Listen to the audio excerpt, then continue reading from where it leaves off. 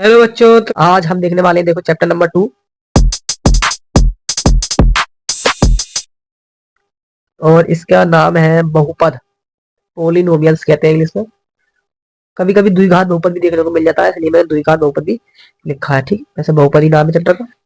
और इसके अंदर हम पढ़ेंगे क्या क्या हमें पढ़ना है इसके अंदर, ये हम जान लेते हैं। सबसे पहली बात हम इसके अंदर पढ़ेंगे शून्यांक। एक शब्द इसमें बहुत ज्यादा सुनने को मिलेगा, वो शब्द है शून्यांक। क्या है, हमें शून्यांक कहीं पता करने हैं, कहीं दे देगा और हमको बहुपद बनाना है। ठीक। अब रेखीय बहुपद भी होते हैं। अब बहुपद की बात करूं तो मैं रेखीय बहुपद, द्विघात बहुपद, त्रिघात बहुपद, चतुर्थघात बहुपद, ठीक है। जबकि ये सब बहुपद तुम्हें मिलना नहीं है। ऐसे मान के चलो, जैसे मैंने इसमें रेखीय बहुपद की तो खैर बात है ही नहीं आपके इस क्वेश्चन में। तब में क्वेश्चन में जो इच्छा है, रेखीय बहुपद जब होगा जब बहुपद की घात क्या हो, एक होगी, तो ये बहुपद होगा रेखीय बहुपद। अब हमें इसका कोई मतलब नहीं है, इसका हमें कोई जिक्र नहीं करना है, क्योंकि ये सब चीजें 9th की हैं।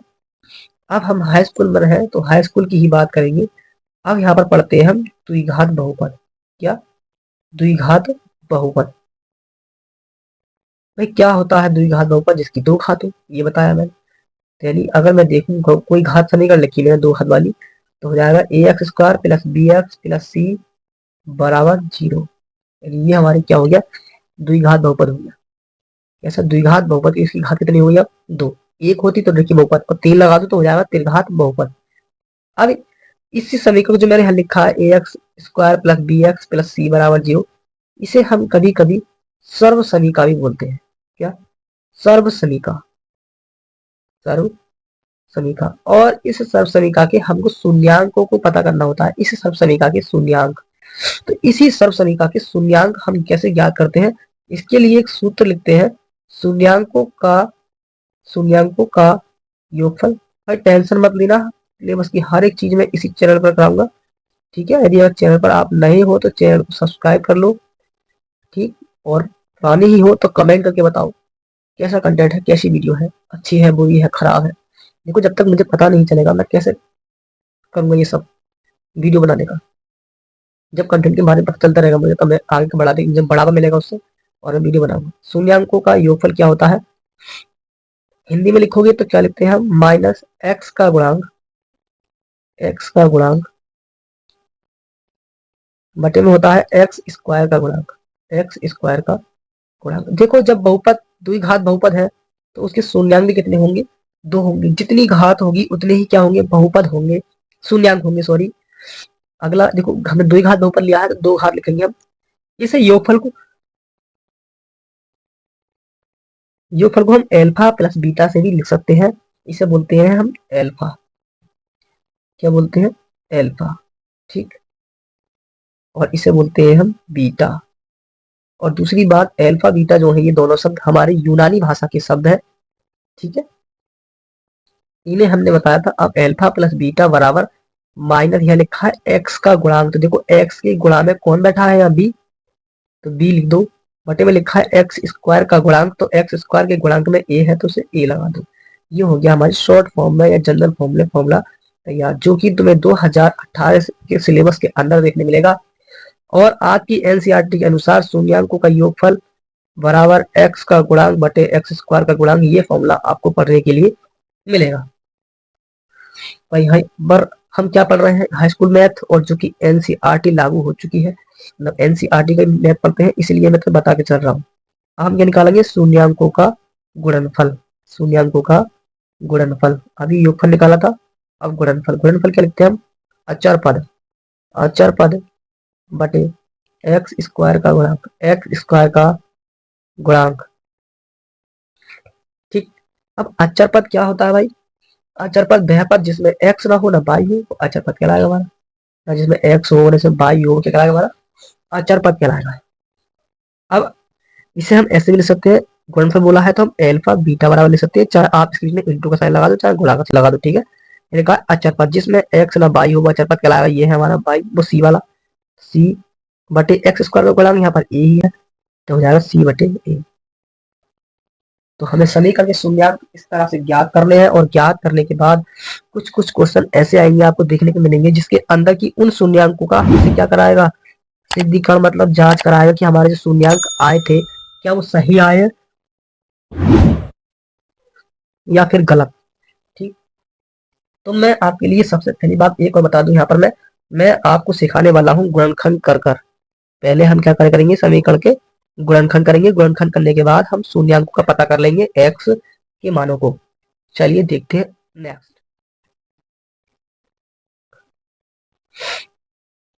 लो भैया अब हम आ चुके हैं अगले पेज पे, और यहाँ लिखा है क्या, मैं यहाँ लिखता हूँ कि मैं तुम्हें सिखाऊंगा सबसे पहले गुणनखंड। और गुणनखंड तो क्या है, हमारी गुणनखंड वाली है प्रश्नावली, शायद ये 2.2 है, तो इसे रहने दो। ठीक है, मैं पहले बात कर लूं प्रश्नावली 2.1 की, 2.1 की, जिसके अंदर क्या करेगा, आपसे शून्यंकों को ज्ञात कराएगा। सवाल के अंदर क्या पूछेगा, शून्यंक ज्ञात कीजिए। और प्रश्नावली आपके लिए मैं होमवर्क में दूंगा, आप पहले समझ लें क्या करना है, सवाल किस तरीके से आता है, इसके बाद हम डिस्कस करेंगे आगे के सवालों पर। देखो, अगर उम्मीद है मुझे आपको इन्हीं 4 सवालों से, 4 चतुर्थांश के अंदर मैंने ये सब लिखा है, और आप इन्हीं से ही समझ जाओगे, और बाकी प्रश्नावली आपको लगानी है घर से। ठीक है, होमवर्क जरूर करना है।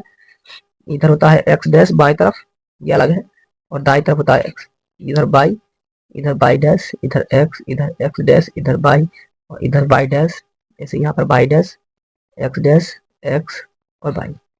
अब मैं इस पर डिजाइनिंग कर देता हूँ भाई, साड़ी की किनारे बना दी मैंने।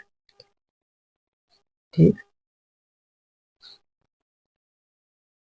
अब हमको क्या बताना है, इन सब में शून्यंकों की संख्या बतानी है हमें, कितने कितने शून्यंक इसके अंदर है। पहला चित्र ये है, दूसरा ये है, और तीसरा डायग्राम हमारे पास में ये है, और चौथा डायग्राम ये है। और अब इन डायग्राम को देखकर हमें क्या करना है, शून्यंकों के बारे में हमें बताना है, शून्यंकों के बारे में। भाई देखो, जब भी वक्र बोलेगा सवाल के अंदर, वक्र, अगर वक्र y बराबर पी एक्स देगा, तो हमें क्या समझना है, इससे इससे ये समझना है कि x वाली जो अक्ष है या भुजा है, उस पर देखना है जो रेखा जा रही है वो कितनी जगह पर काट के जाएगी, जितनी जगह काटेगी उतने ही शून्यंक होते हैं।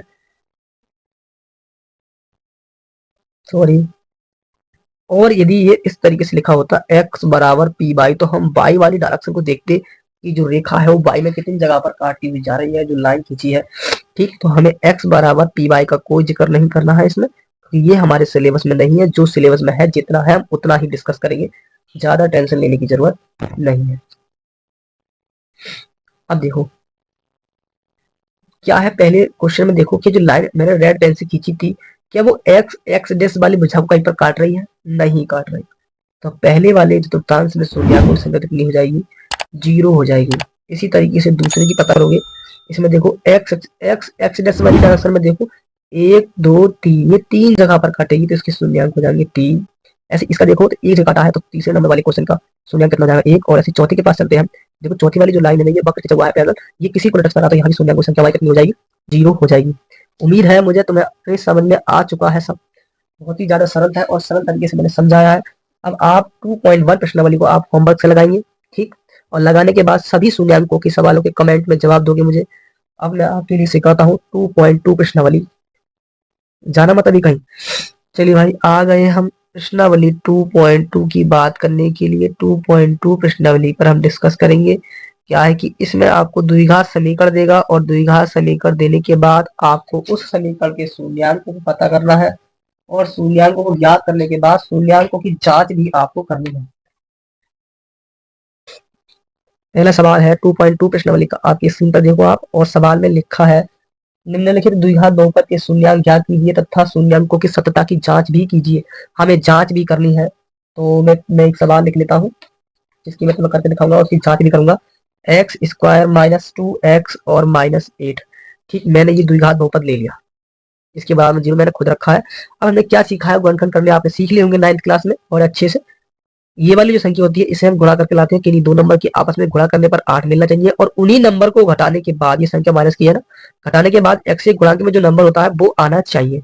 अगर ये प्लस का होता है तो वो जोड़ के आना चाहिए, ये घटा का आता है, ये 2 घटा के आने चाहिए। जैसे कि मैंने लिखा 4 दूनी 8, तो 4 में से 2 गया तो कितना बचेगा 2, तो ये 2 हमें मिल रहा है। ये 2 चौके 8 ही हो जाता। ठीक है, ऐसी की बात नहीं है, 1 अट्ठे 8 भी जाएगा, 1 गुणे 8, पर 1 गुणे 8 में से 1 घटाओगे तो आप मिलेगा क्या 7, जोड़ोगे तो 9, मगर ये तो चाहिए ही नहीं, पहले 4 इंटू 2 वाला चाहिए, 2 इंटू 4 वाला नहीं है। देखो कि हमें बड़ा नंबर पहले लिखना होता है, छोटा नंबर बाद में कोई सा ले लो। तो मैंने लिखा एक्स स्क्वायर माइनस, यहाँ लिखा मैंने 4 माइनस 2 एक्स माइनस 8 बराबर 0। इस एक्स के अंदर गुणा करोगे माइनस के साथ तो आएगा 4x, इस माइनस से अंदर मल्टीप्लाई चल रही, ठीक है, तो माइनस माइनस प्लस हो जाएगा। एक्स की 2 के साथ करोगे तो 2x माइनस 8 बराबर 0। क्या करते हैं हम, दो दो के जोड़े बनाते हैं और जोड़े बनाने के बाद हम कॉमन करते हैं। यहाँ से देखो क्या चीज कॉमन हो रही है, कॉमन वो चीज होती है जो दोनों दोनों जगह पर होनी चाहिए। पावर एक्स की 2 थी, एक बाहर आ गई तो एक अंदर बची होगी, माइनस ये एक्स बाहर आ गया तो यहाँ बचा केवल 4, प्लस यहाँ से केवल हम 2 कॉमन कर लेते हैं, अंदर बचा कितना एक्स माइनस 2 चौके 8। जो भी नंबर या जो भी संख्या हम कॉमन करते हैं, ये बता दूंगा आपके लिए, वो हमेशा क्या करती है, भाग करती है। दूसरी चीज, ये जो ब्रैकेट है हमारी दोनों एक समान आनी चाहिए, बराबर आनी चाहिए। अगर ये एक सी है तभी हमारे गुणनखंड ठीक है, अगर ये अलग अलग आ गई तो हमारे गुणनखंड मतलब गड़बड़ है। ये एक्स और 2 को एक साथ ले देते हैं हम और ब्रैकेट को एक साथ कॉमन कर ले देते हैं। चाहे आप ब्रैकेट को इस बारे में पहले कॉमन कर लो, दोनों जगह पर है तो कॉमन कर लो, अंदर क्या बचेगा एक्स प्लस 2 बराबर 0। दोनों के बराबर क्या रखेंगे हम 0, ठीक है, एक्स माइनस 4 बराबर 0। अब ये 2 को धर ले जाओगे तो एक्स का मान मिल जाएगा माइनस के 2 और यहाँ से एक्स का मान मिल जाएगा। और अब ये जो शून्यांक है हमारी, शून्यांक प्राप्त हो गए, द्विघात बहुपद तो मैंने बताया 2 शून्यांक प्राप्त होंगे। अब इन शून्यांकों को जांच करना है कि हमारी शून्यांक है क्या वो सही है या गलत है, ये हमें करना है। यहाँ से जांच है, अब जांच मैं करूंगा हिंदी वाले फॉर्मूले से। क्या था हिंदी वाला फॉर्मूला, कि शून्यांकों का योगफल बराबर माइनस एक्स का गुणांक बटे एक्स स्क्वायर का गुणांक। तो मुझे शून्यांकों का योगफल लिखना है पहले, यहाँ शून्यांकों का योगफल, योगफल देखो क्या लिखते हैं। वैसे तो योगफल होता क्या है, अल्फा प्लस बीटा भाई, अल्फा प्लस बीटा। तो इनमें से कोई से एक मान को अल्फा का मान लो, दूसरे को बीटा का मान लो। इसमें मैंने अल्फा बराबर 4 मान लिया, इसमें मैंने अल्फा मान लिया, इसमें मैंने मान लिया बीटा बराबर, तो अल्फा का मान 4, यहाँ का होता है प्लस और बीटा का मान कितना माइनस के 2। इन दोनों को सोल्व करोगे तो आएगा 2 और 2 बचेगा 2। अब देखो हमें क्या करना है, अब आपको ज्यादा टेंशन मत लो। शून्यांक को योगफल बराबर क्या होता है, एक्स का गुणांक होता है माइनस एक्स का गुणांक, गुणांक बटे एक्स स्क्वायर का गुणांक। तरीके बहुत है चेक करने के, ठीक है, ये मत सोचना कि यही तरीका है जो मैं सिखा रहा हूँ। दो एक तरीके और है और इसी तरीके को हम दूसरे तरीके से सॉल्व कर सकते हैं, ठीक है। इस दो को हम कुछ और कर सकते हैं, बताऊंगा ना किस तरीके से करेंगे। अब देखो इसमें देखो मैंने कहा माइनस का माइनस ऐसे लगा दो, एक्स का गुणांक, तो एक्स का गुणांक कितना है माइनस के 2, है माइनस का 2 लिख दो, माइनस का 2 बटे में लिखा है एक्स स्क्वायर का गुणांक, यहाँ कितना एक्स स्क्वायर गुणांक 1 बटे में 1, इसे पूरा सॉल्व करो तो कितना आएगा माइनस माइनस प्लस और 2 एकम 2। यानी देखो योगफल बराबर माइनस का एक्स का गुणांक बटे एक्स का गुणांक, दोनों के मान आपस में बराबर आए दोनों। अब हम देखेंगे देखो शून्यांकों का गुणनफल, शून्यांकों का गुणनफल। देखो मैंने ये एल्फा माना, ये बीटा, क्या होता है अल्फा बीटा, गुणनफल क्या होता है अल्फा बीटा।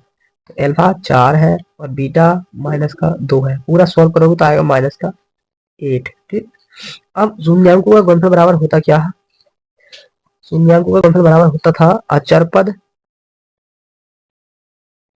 बटे एक्स स्क्वायर का गुणांक, एक्स स्क्वायर का गुणांक। देखो इस समीकरण में अचर पद क्या है, अचर पद तो माइनस का 8 है, एक्स स्क्वायर गुणांक 1 है, अचर पद तो माइनस का 8 है और ये अपन में 8। तो देखो गुणनफल यहाँ पर कितना आया था माइनस का 8 और यहाँ पर भी कितना आया माइनस का 8। तो ये हमारी शून्य की जांच की सत्यता, बस जांच हो गई हमारी, बस इतना ही करना है, जांच हमारी सब हो गई, ठीक।